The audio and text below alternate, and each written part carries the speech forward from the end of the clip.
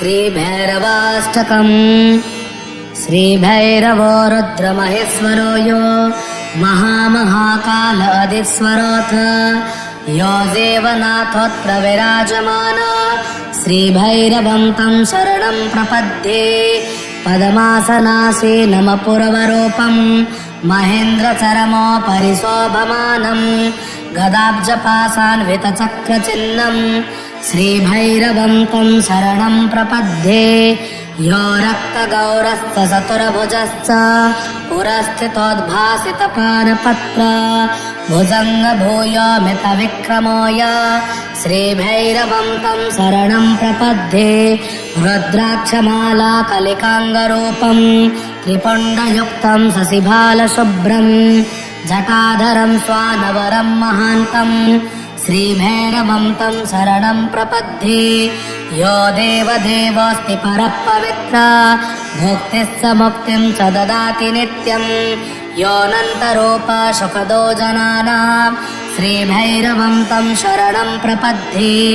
यो बिन्दुनाथोऽखिलनाथनाथ श्रीभैरवी चक्रपनागनाथ महाद्भूतो भूतपति परेश श्रीभैरवं तं शरणं प्रपद्ये। ये योगिनो ध्यानपरानितान्तं स्वान्तस्थमीशं जगदीश्वरं वै पश्यन्ति पारं भवसागरस्य श्रीभैरवं तं शरणं प्रपद्ये। धर्मध्वजं शङ्कररूपमेकं शरण्यमित्थं भुवनेषु सिद्धं द्विजेन्द्रपूज्यं विमलं त्रिनेत्रं श्रीभैरवं तं शरणं प्रपद्ये। भैरवाष्टकमेतद्य श्रद्धा भक्ति समन्वित सायं प्रातः पठे नित्यं स यशस्वी सुखी भवेत् इति श्री गार्ग्यमुनि द्विजेन्द्र कविकृतं भैरवाष्टकं सम्पूर्णम्। श्रीभैरवाष्टकम्। श्रीभैरवो रुद्रमहेश्वरो यो महामहाकालादिस्वरोऽथ यो देवनाथोऽत्र विराजमान श्रीभैरवं तं शरणं प्रपद्ये। पद्मासनासीनमपुरवरूपं महेन्द्रचरमोपरि शोभमानं गदाब्जपाशान्वितचक्रचिह्नं श्रीभैरवं तं शरणं प्रपद्ये। यो रक्तगौरस्तचतुर्भुजश्च पुरस्थितोद्भासितपानपत्र भुजङ्गभूयोमितविक्रमोय श्रीभैरवं तं शरणं प्रपद्ये। रुद्राक्षमाला कलिकाङ्गरूपं त्रिपुण्डयुक्तं शशिभालशुभ्रं जटाधरं स्वानवरं महान्तं श्रीभैरवं तं शरणं प्रपद्ये। यो देवदेवोऽस्ति परः पवित्रः भुक्तिः स मुक्तिं च ददाति नित्यं योऽनन्तरूपः सुखदो जनानां श्रीभैरवं तं शरणं प्रपद्ये। यो बिन्दुनाथोऽखिलनाथनाथ श्रीभैरवी चक्रपनागनाथ महाद्भूतो भूतपति परेश श्रीभैरवं तं शरणं प्रपद्ये। ये योगिनो ध्यानपरानितान्तं स्वान्तस्थमीशं जगदीश्वरं वै पश्यन्ति पारं भवसागरस्य श्रीभैरवं तं शरणं प्रपद्ये। धर्मध्वजं शङ्कररूपमेकं शरण्यमित्थं भुवनेषु सिद्धं द्विजेन्द्रपूज्यं विमलं त्रिनेत्रं श्रीभैरवं तं शरणं प्रपद्ये। भैरवाष्टकमेतद्य श्रद्धा भक्ति समन्वित सायं प्रातः पठे नित्यं स यशस्वी सुखी भवेत् इति श्री गार्ग्यमुनि द्विजेन्द्र कविकृतं भैरवाष्टकं सम्पूर्णम्। श्रीभैरवाष्टकम्। श्रीभैरवो रुद्रमहेश्वरो यो महामहाकालादिस्वरोऽथ यो देवनाथोऽत्र विराजमान श्रीभैरवं तं शरणं प्रपद्ये। पद्मासनासीनमपुरवरूपं महेन्द्रचरमोपरि शोभमानं गदाब्जपाशान्वितचक्रचिह्नं श्रीभैरवं तं शरणं प्रपद्ये यो रक्तगौरश्च चतुर्भुजश्च पुरस्थितोद्भासितपानपत्र भुजङ्गभूयोमितविक्रमोय श्रीभैरवं तं शरणं प्रपद्ये रुद्राक्षमाला कलिकाङ्गरूपं त्रिपुण्डयुक्तं शशिभालशुभ्रं जटाधरं स्वानवरं महान्तं श्रीभैरवं तं शरणं प्रपद्ये यो देवदेवोऽस्ति परः पवित्रः भुक्तिः स मुक्तिं च ददाति नित्यं योऽनन्तरूपः सुखदो जनानां श्रीभैरवं तं शरणं प्रपद्ये यो बिन्दुनाथोऽखिलनाथनाथ श्रीभैरवी चक्रपनागनाथ महाद्भूतो भूतपति परेश श्रीभैरवं तं शरणं प्रपद्ये ये योगिनो ध्यानपरानितान्तं स्वान्तस्थमीशं जगदीश्वरं वै पश्यन्ति पारं भवसागरस्य श्रीभैरवं तं शरणं प्रपद्ये धर्मध्वजं शङ्कररूपमेकं शरण्यमित्थं भुवनेषु सिद्धं विजेन्द्रपूज्यं विमलं त्रिनेत्रं श्रीभैरवं तं शरणं प्रपद्ये भैरवाष्टकमेतद्य श्रद्धा भक्ति समन्वित सायं प्रातः पठे नित्यं स यशस्वी सुखी भवेत् इति श्री गार्ग्यमुनि द्विजेन्द्र कविकृतं भैरवाष्टकं सम्पूर्णम् श्रीभैरवाष्टकम् श्रीभैरवो रुद्रमहेश्वरो यो महामहाकाल अदिस्वरोऽथ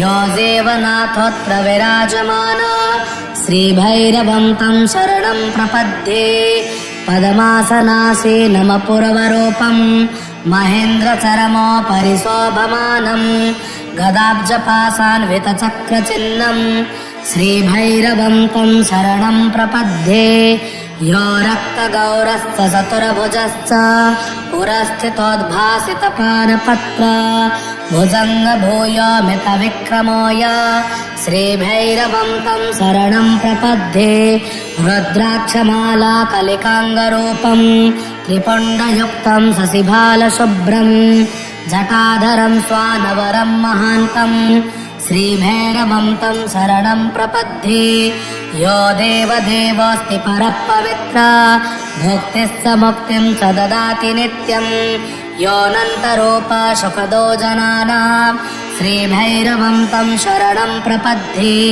यो बिन्दुनाथोऽखिलनाथनाथ श्रीभैरवी चक्रपनागनाथ महाद्भूतो भूतपति परेश श्रीभैरवं तं शरणं प्रपद्ये ये योगिनो ध्यानपरानितान्तं स्वान्तस्थमीशं जगदीश्वरं वै पश्यन्ति पारं भवसागरस्य श्रीभैरवं तं शरणं प्रपद्ये धर्मध्वजं शङ्कररूपमेकं शरण्यमित्थं भुवनेषु सिद्धं विजेन्द्रपूज्यं विमलं त्रिनेत्रं श्रीभैरवं तं शरणं प्रपद्ये भैरवाष्टकमेतद्य श्रद्धा भक्ति समन्वित सायं प्रातः पठे नित्यं स यशस्वी सुखी भवेत् इति श्री गार्ग्यमुनि द्विजेन्द्र कविकृतं भैरवाष्टकं सम्पूर्णम् श्रीभैरवाष्टकम् श्रीभैरवो रुद्रमहेश्वरो यो महामहाकाल अदिस्वरोऽथ यो देवनाथोऽत्र विराजमान श्रीभैरवं तं शरणं प्रपद्ये पद्मासनासीनमपूर्वरूपं महेन्द्रचरमोपरि शोभमानं गदाब्जपाशान्वितचक्रचिह्नं श्रीभैरवं तं शरणं प्रपद्ये यो रक्तगौरश्च चतुर्भुजश्च पुरस्थितोद्भासितपानपत्र भुजङ्गभूयोमितविक्रमोय श्रीभैरवं तं शरणं प्रपद्ये रुद्राक्षमाला कलिकाङ्गरूपं त्रिपुण्डयुक्तं शशिभालशुभ्रं जटाधरं स्वानवरं महान्तं श्रीभैरवं तं शरणं प्रपद्ये। यो देवदेवोऽस्ति परः पवित्रः भुक्तिः स मुक्तिं च ददाति नित्यं। योऽनन्तरूपः सुखदो जनानां श्रीभैरवं तं शरणं प्रपद्ये। यो बिन्दुनाथोऽखिलनाथनाथः श्रीभैरवी चक्रपनागनाथः महाद्भूतो भूतपति परेश श्रीभैरवं तं शरणं प्रपद्ये। ये योगिनो ध्यानपरानितान्तं स्वान्तस्थमीशं जगदीश्वरं वै पश्यन्ति पारं भवसागरस्य श्रीभैरवं तं शरणं प्रपद्ये। धर्मध्वजं शङ्कररूपमेकं शरण्यमित्थं भुवनेषु सिद्धं द्विजेन्द्रपूज्यं विमलं त्रिनेत्रं श्रीभैरवं तं शरणं प्रपद्ये। भैरवाष्टकमेतद्य श्रद्धा भक्ति समन्विता सायं प्रातः पठे नित्यं स यशस्वी सुखी भवेत् इति श्री गार्ग्यमुनि द्विजेन्द्र कविकृतं भैरवाष्टकं सम्पूर्णम्। श्रीभैरवाष्टकम्। श्रीभैरवो रुद्रमहेश्वरो यो महाकालादिस्वरोऽथ यो देवनाथोऽत्र विराजमानो श्रीभैरवं तं शरणं प्रपद्ये। पद्मासनासीनमपूर्वरूपं महेन्द्रचरमोपरि शोभमानं गदाब्जपाशान्वितचक्रचिह्नं श्रीभैरवं तं शरणं प्रपद्ये। यो रक्तगौरश्च चतुर्भुजश्च पुरस्थितोद्भासितपानपत्र भुजङ्गभूयोमितविक्रमोय श्रीभैरवं तं शरणं प्रपद्ये। रुद्राक्षमाला कलिकाङ्गरूपं त्रिपुण्डयुक्तं शशिभालशुभ्रं जटाधरं स्वानवरं महान्तं श्रीभैरवं तं शरणं प्रपद्ये। यो देवदेवोऽस्ति परः पवित्रः भुक्तिः स मुक्तिं च ददाति नित्यं। योऽनन्तरूपः सुखदो जनानां श्रीभैरवं तं शरणं प्रपद्ये। यो बिन्दुनाथोऽखिलनाथनाथः श्रीभैरवी चक्रपनागनाथः महाद्भूतो भूतपति परेश श्रीभैरवं तं शरणं प्रपद्ये। ये योगिनो ध्यानपरानितान्तं स्वान्तस्थमीशं जगदीश्वरं वै पश्यन्ति पारं भवसागरस्य श्रीभैरवं तं शरणं प्रपद्ये। धर्मध्वजं शङ्कररूपमेकं शरण्यमित्थं भुवनेषु सिद्धं द्विजेन्द्रपूज्यं विमलं त्रिनेत्रं श्रीभैरवं तं शरणं प्रपद्ये। भैरवाष्टकमेतद्य श्रद्धा भक्ति समन्विता सायं प्रातः पठे नित्यं स यशस्वी सुखी भवेत् इति श्री गार्ग्यमुनि द्विजेन्द्र कविकृतं भैरवाष्टकं सम्पूर्णम्। श्रीभैरवाष्टकम्। श्रीभैरवो रुद्रमहेश्वरो यो महाकालादिस्वरोऽथ यो देवनाथोऽत्र विराजमानो श्रीभैरवं तं शरणं प्रपद्ये। पद्मासनासीनमपूर्वरूपं महेन्द्रचरमोपरि शोभमानं गदाब्जपाशान्वितचक्रचिह्नं श्रीभैरवं तं शरणं प्रपद्ये। यो रक्तगौरश्च चतुर्भुजश्च पुरस्थितोद्भासितपानपत्र भुजङ्गभूयोमितविक्रमोय श्रीभैरवं तं शरणं प्रपद्ये। रुद्राक्षमाला कलिकाङ्गरूपं त्रिपुण्डयुक्तं शशिभालशुभ्रं जटाधरं स्वानवरं महान्तं श्रीभैरवं तं शरणं प्रपद्ये। यो देवदेवोऽस्ति परः पवित्रः भुक्तिः स मुक्तिं च ददाति नित्यं। योऽनन्तरूपः सुखदो जनानां श्रीभैरवं तं शरणं प्रपद्ये। यो बिन्दुनाथोऽखिलनाथनाथः श्रीभैरवी चक्रपनागनाथः महाद्भूतो भूतपति परेश श्रीभैरवं तं शरणं प्रपद्ये। ये योगिनो ध्यानपरानितान्तं स्वान्तस्थमीशं जगदीश्वरं वै पश्यन्ति पारं भवसागरस्य श्रीभैरवं तं शरणं प्रपद्ये धर्मध्वजं शङ्कररूपमेकं शरण्यमित्थं भुवनेषु सिद्धं द्विजेन्द्रपूज्यं विमलं त्रिनेत्रं श्रीभैरवं तं शरणं प्रपद्ये भैरवाष्टकमेतद्य श्रद्धा भक्ति समन्वित सायं प्रातः पठे नित्यं स यशस्वी सुखी भवेत् इति श्री गार्ग्यमुनि द्विजेन्द्र कविकृतं भैरवाष्टकं सम्पूर्णम्। श्रीभैरवाष्टकम्। श्रीभैरवो रुद्रमहेश्वरो यो महाकालादिस्वरोऽथ यो देवनाथोऽत्र विराजमान श्रीभैरवं तं शरणं प्रपद्ये पद्मासनासीनं पूर्वरूपं महेन्द्रचरमोपरि शोभमानं गदाब्जपाशान्वितचक्रचिह्नं श्रीभैरवं तं शरणं प्रपद्ये यो रक्तगौरश्च चतुर्भुजश्च पुरस्थितोद्भासितपानपत्र भुजङ्गभूयोमितविक्रमोय श्रीभैरवं तं शरणं प्रपद्ये रुद्राक्षमाला कलिकाङ्गरूपं त्रिपुण्डयुक्तं शशिभालशुभ्रं जटाधरं स्वानवरं महान्तं श्रीभैरवं तं शरणं प्रपद्ये यो देवदेवोऽस्ति परः पवित्र भुक्तिः स मुक्तिं च ददाति नित्यं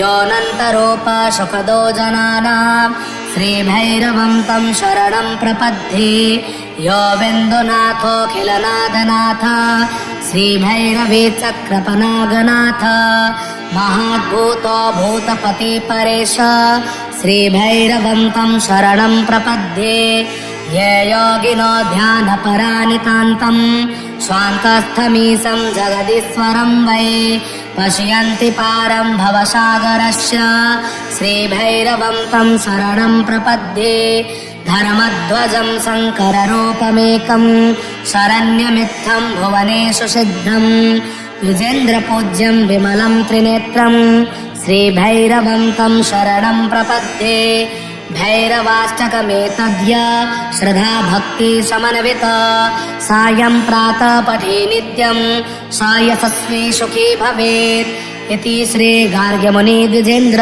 कविकृतं भैरवाष्टकं सम्पूर्णम्। श्रीभैरवाष्टकम्। श्रीभैरवो रुद्रमहेश्वरो यो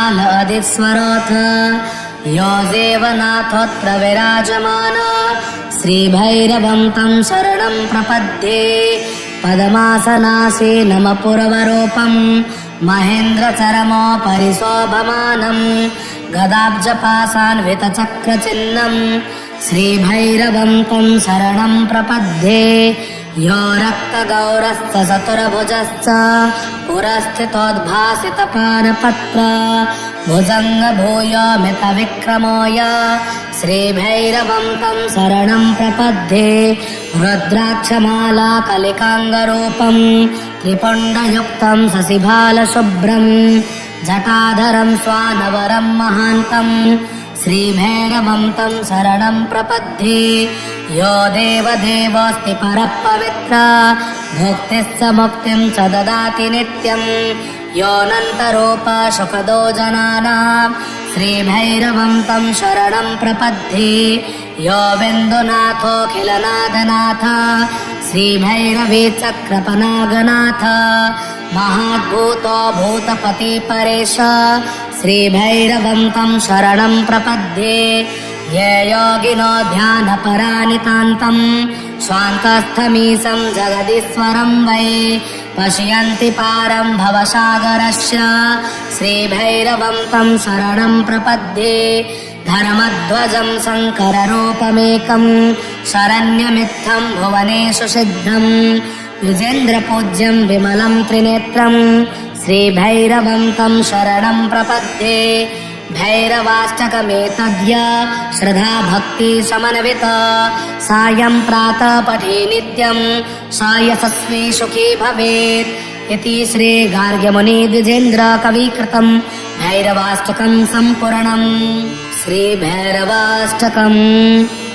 श्रीभैरवो रुद्रमहेश्वरो यो महाकालादिस्वरोऽथ यो देवनाथोऽत्र विराजमान श्रीभैरवं तं शरणं प्रपद्ये। पद्मासनासीनं पुरवरूपं महेन्द्रचरमोपरि शोभमानं गदाब्जपाशान्वितचक्रचिह्नं श्रीभैरवं तं शरणं प्रपद्ये। यो रक्तगौरश्च चतुर्भुजश्च पुरस्थितोद्भासितपानपत्र भुजङ्गभूयोमितविक्रमोय श्रीभैरवं तं शरणं प्रपद्ये। रुद्राक्षमाला कलिकाङ्गरूपं त्रिपुण्डयुक्तं शशिभालशुभ्रं जटाधरं स्वानवरं महान्तं श्रीभैरवं तं शरणं प्रपद्ये।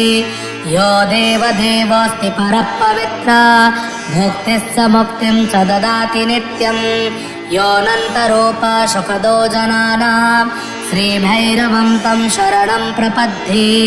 यो बिन्दुनाथोऽखिलनाथनाथ श्रीभैरवी चक्रपनागनाथ महाद्भूतो भूतपति परेश श्रीभैरवं तं शरणं प्रपद्ये।